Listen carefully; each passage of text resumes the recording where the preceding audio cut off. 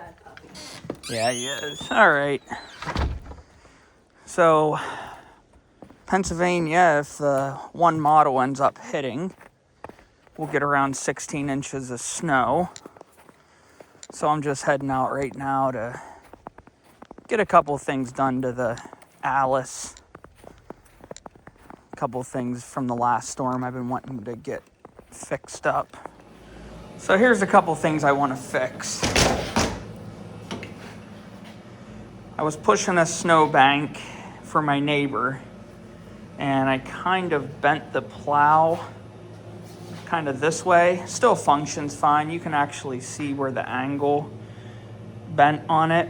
I'm going to try to bend it back up, but again, this is a Polaris plow, so I don't know that it's overly heavy duty, and I really don't like all the farther the blade lifts up when I'm backing up, so I would really like to get a better tractor plow for it, even if it's universal. So that's one thing we're going to get fixed today.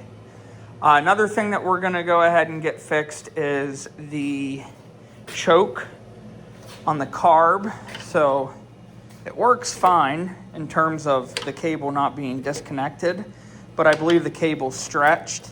So I'm going to try to make an adjustment, because what I've been doing is coming over here and manually manipulating it. So I can plow with everything that's wrong right now. Probably while I'm under there, go ahead and fix this throttle linkage so I don't need to use my aftermarket card feature. And then the final thing in terms of needing to take a look at is I have a slight leak coming out of this rear end. So I'm going to see if I can't tighten up some of this. Maybe one of them's just loose. Very slight leak, but would like to try to get that buttoned up. Oh, and then the biggest thing that we will be doing today is all of this antifreeze will be going inside of the tires.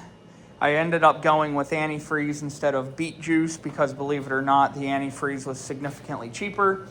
I got that in a 6-pack for $20 a piece. So that's what we're going to do. Get this all ready to go. I do a couple driveways with it. I do mine, and then I do our neighbors right next door. So I would like to try to get all this buttoned up and ready to go. And I do have the pellet stove going right now, so it's heating up a little bit in here in the garage. And I will check back in with you here once I get to work. All right, so the first thing I'm going to work on is what I'm hoping to be the easiest. We're just going to go ahead and check this for any looseness. So, see if this is 1/2 inch or not. Nope. There we go. All right, so let's see if any of these are loose. With any luck, that's all it'll be.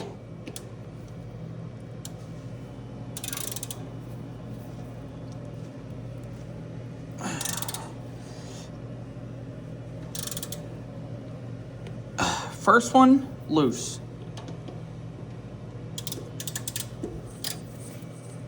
Oh. Second one, slightly loose.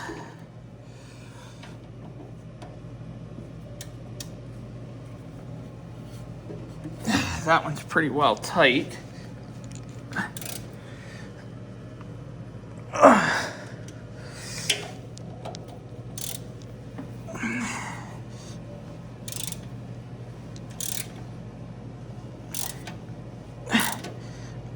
Oh, some of these are really turning. I don't want to snap one. Oh, okay. All right, so I have tightened up 1, 2, 3, 4. Let's go to the other side here. Got one more here. Maybe 2. I apologize for the bad angle.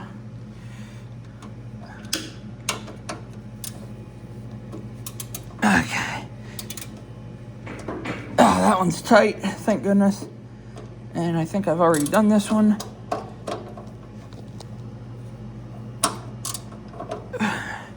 All right, well, hopefully that was the easiest job of the day. We'll see how that goes.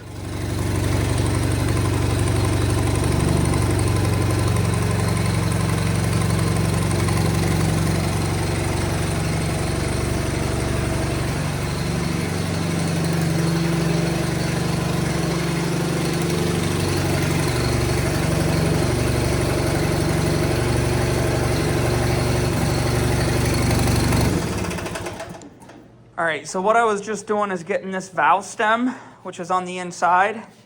You need it at the top. And then we will be using this attachment, air and water adapter kit. You can buy it on Amazon. I'll put the link in the description. See how this goes. I'm really looking forward to having the extra weight on the back. Really simple device. That's all the pieces. And then you just need a garden hose. I have a couple of those around here. Just gotta let the air out. Don't want to break the bead.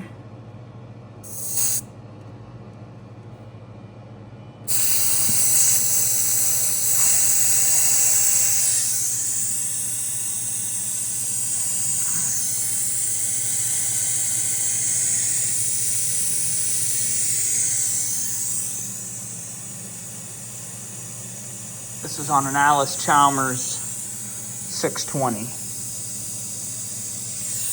Prepping it for the antifreeze here. You do want your valve stem in the 12 o'clock position. I did this just because it's a little bit easier. And the previous owner put the valve stems on the inside. So, just a little bit easier for me to get to it with my fat hands back here.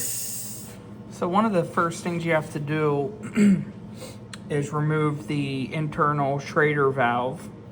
I did not have a valve removal, so what I ended up making was something like this. So if you don't have one, you can get around it. If I had more leverage, I could have just used a small flathead screwdriver, but I ended up making this out of some aluminum I had from old brake clips, and then I held it at the angle I needed, and I pushed it up against the stem, with the goal being you want something that can go out around and press kind of like that as you turn it counterclockwise. And it only takes a couple turns and then it's out. But I just wanted to let you know, you do have options. I mean, you can buy them super cheap, but if you're like me, you don't feel like running out and getting more parts. So let's go ahead and start filling it up. All right, just put this end on the hose. I would say it's just about game time here. I'm gonna go ahead and connect this. So the way that this works is this connects over the valve stem, and then this connects into that. Got a pressure relief valve that you can hit, relieve some of the pressure, hence the name. And then this is where the hose is going to hook into, and yeah, let's see how it works. All right, the hose is fashioned on. Probably what I'll end up doing in the summer, probably should have did it now, is I'll put it so the valve stems are on the outside. This is kind of a pain, but she's hooked up. Go ahead and flip over our bucket. Putting our hose down in here. And then we're just gonna start filling it up here with some antifreezes.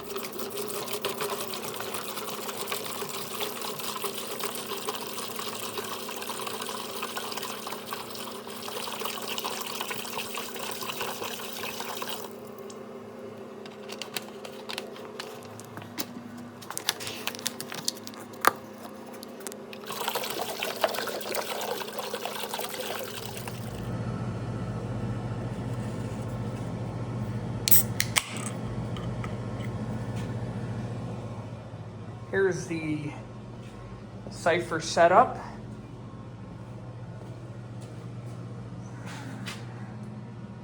One of these tires is supposed to be able to hold around 11 gallons, I want to say.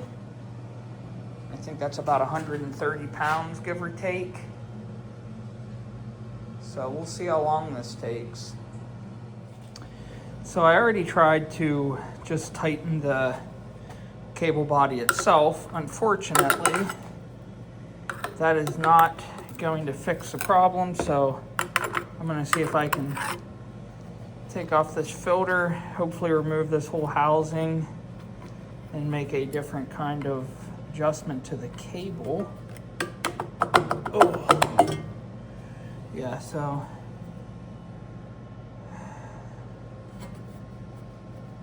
I need to see how this comes off.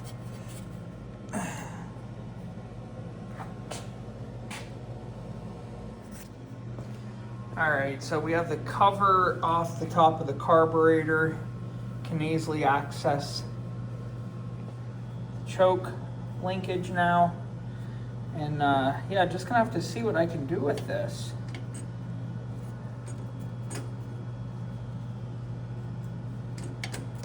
So ideally, when I'm pulling this back, we should be seeing this move, but we're not, right? It's really limited.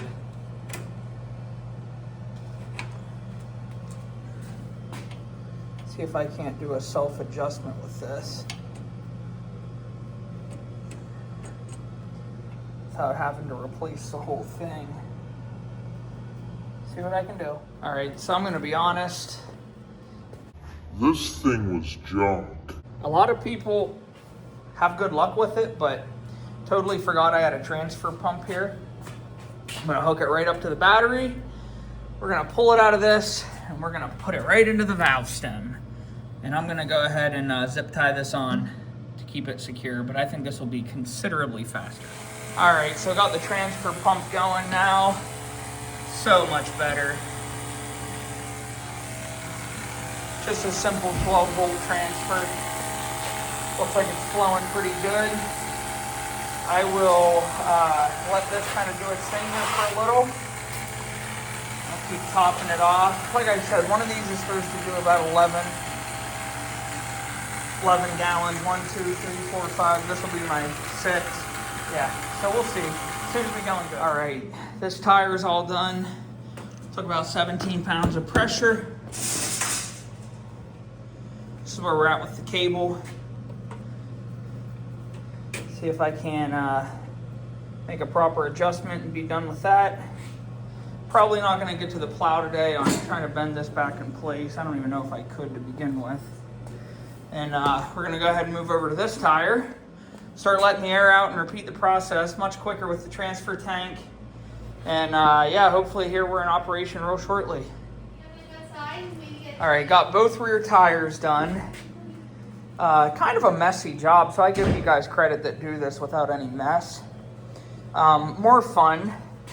I broke off this piece that goes to the choke.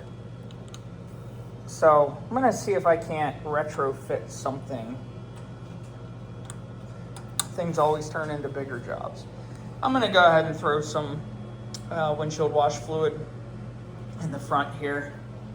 Just a little extra weight up front. But yeah, it's a project. Aren't they all? So I have drilled a hole. Let's see if I can focus this. Down in here. And I'm hoping I can hook this on in a way that it'll allow me to manipulate this with the choke control cable. But what a nightmare. So we'll see what happens. All right, so I got the new carburetor on, nice and snug. Had to trim this slightly right here. I don't know if you can tell from the video. I had to cut that in about 1/4 of an inch or else this one fuel line was gonna rub. So not sure why this one's different, but now I'm just trying to get the throttle cable cut and adjusted to hook back onto the, the choke cable, hook back on the carburetor.